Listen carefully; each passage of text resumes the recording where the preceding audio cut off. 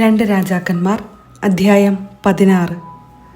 Ahaz യൂദാ രാജാവ്. റമാലിയായുടെ പുത്രനായ പെക്കാഹിന്റെ 17-ാം ഭരണവർഷം യൂദാ രാജാവായ യോഥാമിന്റെ പുത്രൻ ആഹാസ് ഭരണം തുടങ്ങി. അപ്പോൾ അവന് 20 വയസ്സായിരുന്നു. അവൻ 16 വർഷം ജെറുസലേമിൽ ഭരിച്ചു. പിതാവായ ദാവീദിനെ പോലെയല്ല അവൻ ജീവിച്ചത്. അവൻ തൻ്റെ ദൈവമായ കർത്താവിൻ്റെ മുൻപിൽ നീതി പ്രവർത്തിച്ചില്ല. ഇസ്രായേൽ രാജാക്കന്മാരുടെ പാതയിൽ അവൻ ചരിച്ചു. കർത്താവ് ഇസ്രായേൽ ജനത്തിൻ്റെ മുൻപിൽ നിന്ന് ഉച്ചാടനം ചെയ്ത ജനതകളുടെ മ്ലേച്ഛമായ ആചാരമനുസരിച്ച് അവൻ സ്വന്തം പുത്രനെ ബലിയർപ്പിക്കുക പോലും ചെയ്തു. അവൻ പൂജാഗിരികളിലും കുന്നുകളിലും മരച്ചുവട്ടിലും ബലികളും ധൂപവും അർപ്പിച്ചു. സിറിയ രാജാവായ റസീനും ഇസ്രായേൽ രാജാവും റമാലിയായുടെ പുത്രനുമായ പെക്കാഹും ജെറുസലേമിനെതിരെ വന്ന് ആഹാസിനെ ആക്രമിച്ചു. എങ്കിലും തോൽപ്പിക്കാൻ കഴിഞ്ഞില്ല.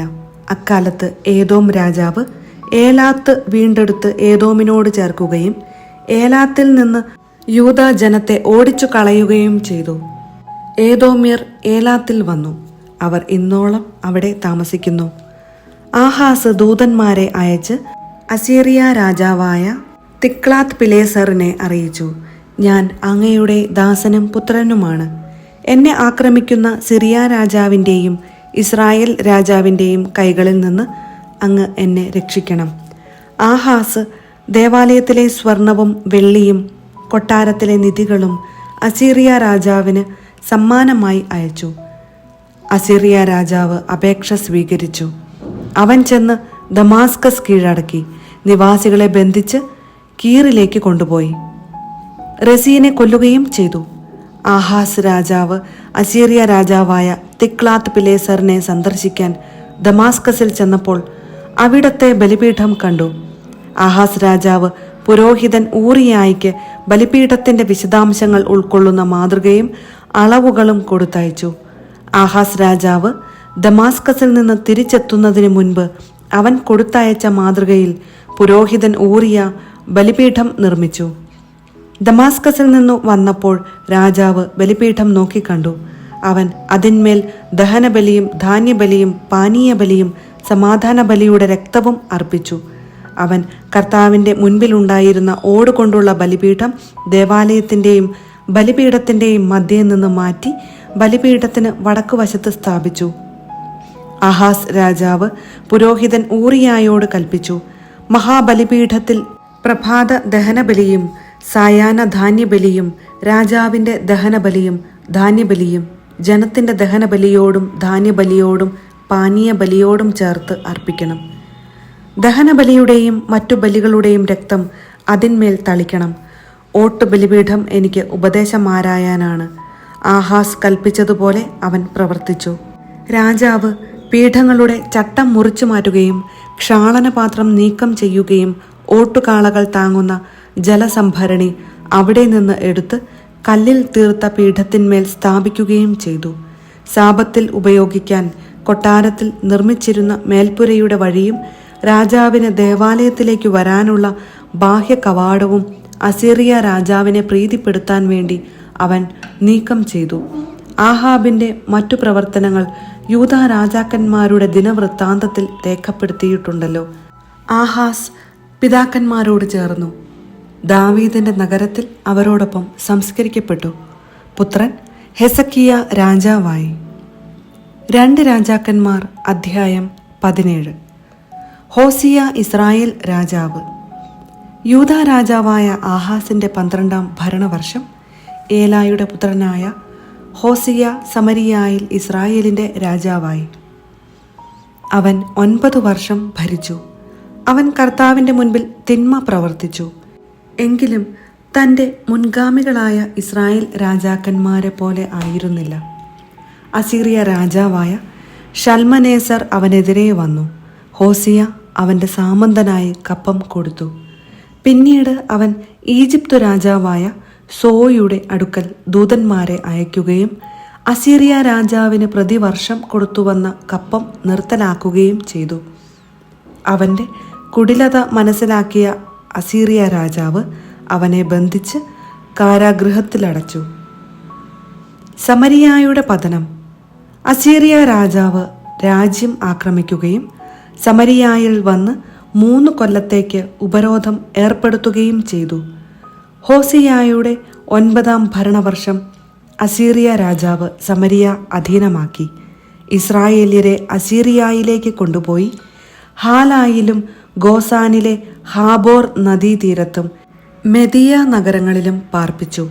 ഇങ്ങനെ സംഭവിച്ചതിന് കാരണമിതാണ്: തങ്ങളെ ഈജിപ്തിൽ നിന്ന് ഫറവോ രാജാവിൻ്റെ അടിമത്തത്തിൽ നിന്ന് മോചിപ്പിച്ച തങ്ങളുടെ ദൈവമായ കർത്താവിനെതിരെ ഇസ്രായേൽ ജനം പാപം ചെയ്തു.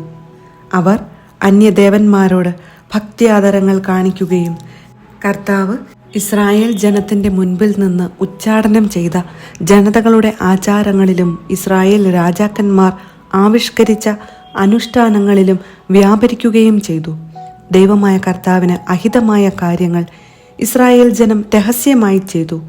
കാവൽ ഗോപുരം മുതൽ സുരക്ഷിത നഗരം വരെ എല്ലായിടത്തും അവർ പൂജാഗിരികൾ നിർമ്മിച്ചു. അവർ എല്ലാ കുന്നുകളിലും വൃക്ഷച്ചുവട്ടിലും സ്തംഭങ്ങളും അക്ഷേര പ്രതിഷ്ഠകളും സ്ഥാപിച്ചു. കർത്താവ് അവരുടെ മുൻപിൽ നിന്ന് ഓടിച്ചു കളഞ്ഞ ജനതകൾ ചെയ്തതുപോലെ അവർ പൂജാഗിരികളിൽ ധൂപാർച്ചന നടത്തി. അവർ ദുഷ്പ്രവൃത്തികൾ ചെയ്ത് കർത്താവിനെ പ്രകോപിപ്പിച്ചു. കർത്താവ് വിലക്കിയിരുന്ന വിഗ്രഹാരാധന അവർ അനുഷ്ഠിച്ചു. കർത്താവ് പ്രവാചകന്മാരെയും ദീർഘദർശികളെയും അയച്ച് ഇസ്രായേലിനും യൂദായ്ക്കും ഇപ്രകാരം മുന്നറിയിപ്പ് നൽകിയിരുന്നു: നിങ്ങളുടെ പിതാക്കന്മാരോട് ഞാൻ കൽപ്പിക്കുകയും എൻ്റെ ദാസന്മാരായ പ്രവാചകരിലൂടെ അറിയിക്കുകയും ചെയ്ത നിയമങ്ങൾ അനുസരിച്ച് ദുർമാർഗങ്ങളിൽ നിന്ന് പിന്മാറുകയും എൻ്റെ കൽപ്പനകളും ചട്ടങ്ങളും പാലിക്കുകയും ചെയ്യുവിൻ. അവർ അത് വകവെച്ചില്ല. ദൈവമായ കർത്താവിൽ വിശ്വസിക്കാതിരുന്ന തങ്ങളുടെ പിതാക്കന്മാരെ പോലെ അവർ ദുശ്ശാഠ്യക്കാരായിരുന്നു. തങ്ങളുടെ പിതാക്കന്മാർക്ക് അവിടുന്ന് നൽകിയ കൽപ്പനകളും ഉടമ്പടിയും തങ്ങൾക്ക് ലഭിച്ച മുന്നറിയിപ്പുകളും അവർ അവഗണിച്ചു. അവർ വ്യാജ വിഗ്രഹങ്ങളുടെ പിന്നാലെ പോയി അവിശ്വസ്തരാവുകയും ചുറ്റുമുള്ള ജനതകളെ അനുകരിക്കുകയും ചെയ്തു. ഈ ജനതകളെ പോലെ പ്രവർത്തിക്കരുതെന്ന് കർത്താവ് കൽപ്പിച്ചിരുന്നു. അവർ ദൈവമായ കർത്താവിൻ്റെ എല്ലാ കൽപ്പനകളും പരിത്യജിച്ച് തങ്ങൾക്കായി കാളക്കുട്ടികളുടെ 2 വിഗ്രഹങ്ങൾ വാർത്തുണ്ടാക്കി അക്ഷേര പ്രതിഷ്ഠ സ്ഥാപിക്കുകയും ആകാശഗോളങ്ങളെ ആരാധിക്കുകയും ബാൽദേവനെ സേവിക്കുകയും ചെയ്തു. അവർ പുത്രീപുത്രന്മാരെ ദഹനബലിയായി അർപ്പിക്കുകയും ശകുനം നോക്കുകയും മന്ത്രവാദം നടത്തുകയും കർത്താവ് കാണുകെ തിന്മയ്ക്ക് തങ്ങളെ തന്നെ വിൽക്കുകയും ചെയ്ത് അവിടുത്തെ പ്രകോപിപ്പിച്ചു. അതിനാൽ കർത്താവ് ഇസ്രായേലിൻ്റെ നേരെ ക്രുദ്ധനായി അവരെ തൻ്റെ കൺമുൻപിൽ നിന്ന് നീക്കിക്കളഞ്ഞു. യൂദാ ഗോത്രമല്ലാതെ ഒന്നും അവശേഷിച്ചില്ല. യൂദായും ദൈവമായ കർത്താവിൻ്റെ കൽപ്പനകൾ അനുസരിക്കാതെ ഇസ്രായേലിൻ്റെ ആചാരങ്ങളിൽ മുഴുകി.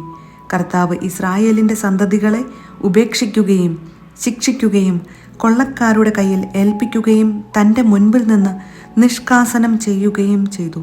കർത്താവ് ഇസ്രായേലിനെ ദാവീദിൻ്റെ ഭവനത്തിൽ നിന്ന് വിച്ഛേദിച്ചപ്പോൾ അവർ നെബാത്തിൻ്റെ പുത്രനായ ജെറോബോവാമിനെ രാജാവാക്കി. അവൻ ഇസ്രായേലിനെ കർത്താവിൻ്റെ മാർഗത്തിൽ നിന്ന് പിന്തിരിപ്പിച്ച് വലിയ പാപങ്ങളിലേക്ക് നയിച്ചു. ജെറോബോവാം ചെയ്ത എല്ലാ പാപങ്ങളും ഇസ്രായേൽ ജനം ചെയ്തു. കർത്താവ് തൻ്റെ ദാസന്മാരായ പ്രവാചകന്മാരിലൂടെ അരുളി ചെയ്തതുപോലെ ഇസ്രായേലിനെ തൻ്റെ മുൻപിൽ നിന്ന് നിഷ്കാസനം ചെയ്യുന്നതുവരെ അവർ അവയിൽ നിന്ന് പിന്തിരിഞ്ഞില്ല. ഇസ്രായേൽ ഇന്നും അസീറിയയിൽ പ്രവാസികളായി കഴിയുന്നു. സമരിയാക്കാരുടെ ഉത്ഭവം. അസീറിയ രാജാവ് ബാബിലോൺ, കുത്ത, അവ്വ, ഹമാത്ത്, സെഫാർവയിം എന്നിവിടങ്ങളിൽ നിന്ന് ആളുകളെ കൊണ്ടുവന്ന് ഇസ്രായേൽ ജനത്തിന് പകരം സമരിയ നഗരങ്ങളിൽ പാർപ്പിച്ചു. അവർ സമരിയ സ്വന്തമാക്കി അതിൻ്റെ നഗരങ്ങളിൽ വസിച്ചു. അവിടെ വാസം തുടങ്ങിയ കാലത്ത് അവർ കർത്താവിനോട് ഭക്തിയാദരങ്ങൾ കാണിച്ചില്ല. അതിനാൽ അവിടുന്ന് അവരുടെ ഇടയിലേക്ക് സിംഹങ്ങളെ അയച്ചു. അവ അവരിൽ കുറെ പേരെ കൊന്നു. സമരിയ നഗരങ്ങളിൽ കൊണ്ടുവന്നു പാർപ്പിച്ച ജനതകൾക്ക് നാട്ടിലെ ദൈവത്തിൻ്റെ നിയമം അറിവില്ലാത്തതിനാൽ അവിടുന്ന് അവരുടെ ഇടയിലേക്ക് സിംഹങ്ങളെ അയക്കുകയും അവ അവരെ കൊല്ലുകയും ചെയ്യുന്നുവെന്ന് അസീറിയ രാജാവ് അറിഞ്ഞു. അവൻ കൽപ്പിച്ചു, അവിടെ നിന്ന് കൊണ്ടുവന്ന ഒരു പുരോഹിതനെ അങ്ങോട്ട് അയക്കുക. അവൻ അവിടെ താമസിച്ച് ദേശത്തെ ദൈവത്തിൻ്റെ നിയമം അവരെ പഠിപ്പിക്കട്ടെ. സമരിയായിൽ നിന്ന് കൊണ്ടുവന്ന പുരോഹിതന്മാരിൽ ഒരുവൻ ബഥേലിൽ ചെന്ന് താമസിച്ച് കർത്താവിനോട് ഭക്തിയാദരങ്ങൾ കാണിക്കേണ്ടതെങ്ങനെയെന്ന് അവരെ പഠിപ്പിച്ചു.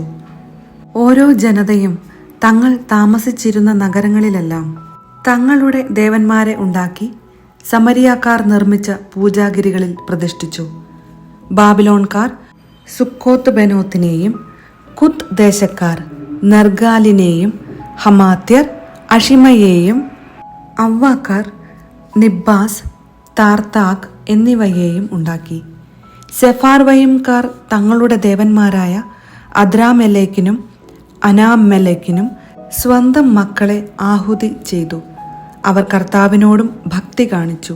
തങ്ങളിൽ നിന്ന് എല്ലാ തരത്തിലും പെട്ടവരെ പൂജാഗിരികളിൽ പുരോഹിതന്മാരായി നിയമിച്ചു. ഇവർ പൂജാഗിരികളിൽ ബലിയർപ്പിച്ചു. അങ്ങനെ അവർ കർത്താവിനെ ആദരിച്ചു. എങ്കിലും തങ്ങൾ വിട്ടുപോന്ന ദേശങ്ങളിലെ ജനതകളുടെ ആചാരമനുസരിച്ച് സ്വന്തം ദേവന്മാരെയും സേവിച്ചു. ഇന്നും അവർ അങ്ങനെ തുടരുന്നു. അവർ കർത്താവിനെ ഭയപ്പെടുന്നില്ല. ഇസ്രായേൽ എന്ന് അവിടുന്ന് വിളിച്ച യാക്കോബിൻ്റെ സന്തതികൾക്ക് അവിടുന്ന് നൽകിയ കൽപ്പനയോ നിയമമോ പ്രമാണങ്ങളോ ചട്ടങ്ങളോ അനുസരിക്കുന്നുമില്ല. കർത്താവ് അവരുമായി ഉടമ്പടിയുണ്ടാക്കി ഇപ്രകാരം കൽപ്പിച്ചു: നിങ്ങൾ അന്യദേവന്മാരെ ആദരിക്കുകയോ അവരെ നമിക്കുകയോ സേവിക്കുകയോ അവയ്ക്ക് ബലിയർപ്പിക്കുകയോ ചെയ്യരുത്. ഈജിപ്തിൽ നിന്ന് തൻ്റെ കരുത്തുറ്റ കരം നീട്ടി നിങ്ങളെ മോചിപ്പിച്ച കർത്താവിനെ നിങ്ങൾ ആദരിക്കണം. അവിടുത്തെ നമിക്കുകയും അവിടുത്തേക്ക് ബലിയർപ്പിക്കുകയും വേണം. അവിടുന്ന് എഴുതിത്തന്ന കൽപ്പനകളും നിയമങ്ങളും പ്രമാണങ്ങളും ചട്ടങ്ങളും നിങ്ങൾ ജാഗരൂകതയോടെ പാലിക്കണം. അന്യദേവന്മാരെ ആദരിക്കരുത്. ഞാൻ നിങ്ങളുമായി ചെയ്ത ഉടമ്പടി വിസ്മരിക്കരുത്. അന്യദേവന്മാരെ ആദരിക്കരുത്. നിങ്ങളുടെ ദൈവമായ കർത്താവിനെ ആദരിക്കണം.